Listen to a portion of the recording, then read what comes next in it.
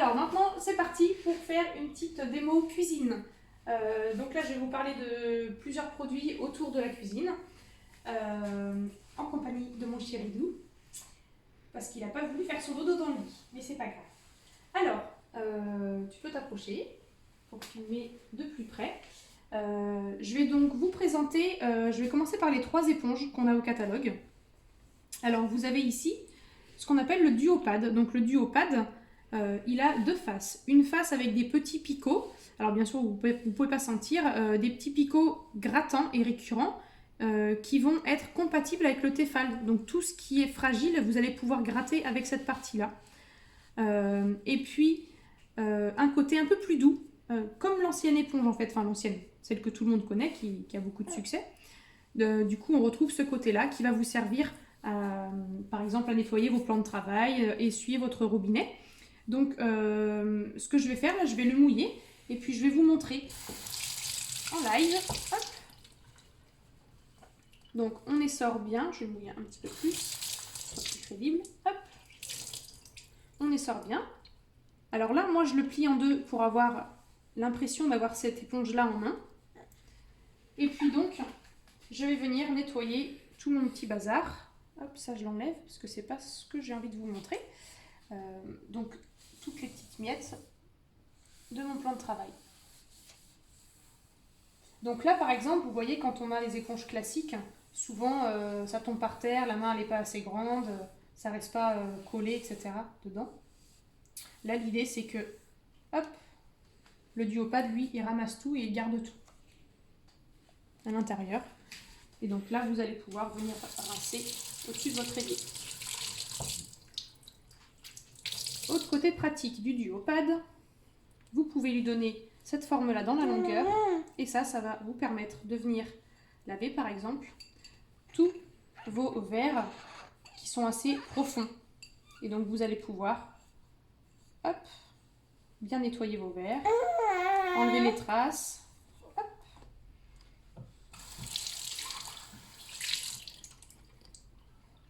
Voilà, donc ça c'est le petit duopad. À l'intérieur vous n'avez pas de mousse, donc beaucoup moins de développement de bactéries que dans celle-ci. Mais celle-ci reste un incontournable quand même. Donc ça c'est la mienne, elle a bien 2 ans facile. Elle peut durer encore plus longtemps ou moins en fonction de l'utilisation que vous en faites. Donc cette éponge, vous avez un petit côté avec des poils un petit peu plus gratouillants, mais voilà, c'est léger par rapport au duopad. Celle-là, vous allez vous en servir tout le temps pour toute votre vaisselle, pour les plans de travail, la table, le robinet. Effectivement, on a de la mousse à l'intérieur, donc c'est un plus et un moins. Alors, le moins, c'est qu'à un moment donné, ça va quand même sentir, donc on la désinfecte avec le petit désinfectant multisurface H2O. Ou sinon, dans l'eau très très chaude, dans une casserole, vous faites bouillir quelques minutes, sans l'oublier sur le feu, bien sûr. Le lave-vaisselle, pour moi, ça suffit pas, ni la machine à laver. Ça va pas aller assez en profondeur pour vraiment désengorger et désinfecter. Alors, donc, je vous montre juste sur l'éponge comment on utilise le liquide vaisselle. À savoir que cette éponge n'a pas besoin de liquide vaisselle à chaque fois. Hop, je vais vous montrer par exemple sur ce petit verre. Hop, qui est donc recouvert de beurre, je ne sais pas si vous voyez, et puis pas très net. Ça ne nécessite pas à chaque fois de liquide vaisselle, puisque dans cette éponge, on a de la polyamide. Hop, comme on a dans les chiffonnettes. Hop. Et donc, pour mes verres, par exemple, ou la vaisselle qui n'est pas spécialement grasse, je n'ai pas besoin de liquide vaisselle. On l'utilise très peu. Si j'en ai besoin, je mets qu'une petite goutte. Vous voyez, je n'ai pas besoin de mettre une pression entière. Et donc, mon éponge, je la fais mousser. Je décuple la quantité de produit. Et là, avec le si peu que j'ai mis, je fais une vaisselle pour à peu près 4 personnes. Bon, sauf si on a mangé des frites bien grasses, mais voilà. Ou qu'on ait une poêle à nettoyer. Donc, voilà, on a plein de savon et on peut faire énormément de vaisselle. Hop. Petit truc en plus, votre liquide vaisselle H2O, donc du coup, là, je vous parle du liquide vaisselle, qui est ultra dégraissant, ultra concentré. Il a également un pH neutre, donc on s'en sert pour les mains également. Et donc du coup, pour les mains, vous n'avez pas besoin d'avoir vos 2 liquide sur l'évier, juste un, ça suffit. Et donc moi j'utilise la petite goutte qui est toujours en fait au bout de la pompe seulement. Et vous voyez toute la mousse que ça fait. Je me nettoie les mains. Hop.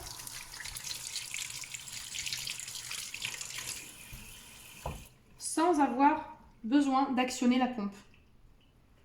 Ce liquide vaisselle, comme je le disais, il est vraiment ultra dégraissant et du fait qu'il soit ultra concentré, va durer extrêmement longtemps. Contrairement au liquide vaisselle bio qu'on peut trouver dans les grandes surfaces, qu'il faut racheter très régulièrement. Une fois, j'en avais plus du H2O, j'ai dû changer de liquide vaisselle tous les 15 jours à peu près, enfin aller en racheter.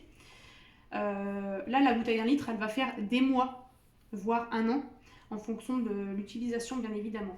Vous avez donc le format 1 litre ou le format 500 ml. Vous avez deux parfums, le menthe verveine exotique ou orange et marjolaine. Orange et marjolaine est un peu plus doux.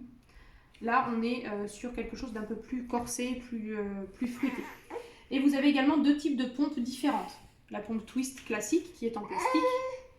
Et pour celles qui veulent quelque chose de plus design, de plus joli, on a la pompe en inox avec le tampon H2O en haut. Ce liquide vaisselle est labellisé Nature et Progrès. Je finis avec la dernière éponge. Ici, c'est l'éponge grattante et récurrente qui va venir en complément de l'éponge plus douce.